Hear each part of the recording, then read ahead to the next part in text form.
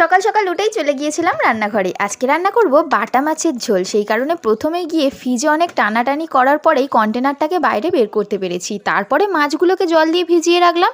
আসলে কি বলো তো, কড়ার মধ্যে এই বরফে ভেজা মাছগুলো দিলে তো কড়ার মধ্যে কামড়ে ধরে। সেই কারণে জল দিয়ে খানিকক্ষণ ভিজিয়ে এর মধ্যে থেকে বরফগুলো ছাড়িয়ে কড়াইতে তেল দিয়েছিলাম। তেলটা গরম হতে তার মধ্যে মাছগুলো ছেড়ে দিয়েছি। দিয়ে মাছগুলো ভালো করে মজমজে করে ভাজা ভাজা করে নিয়েছি।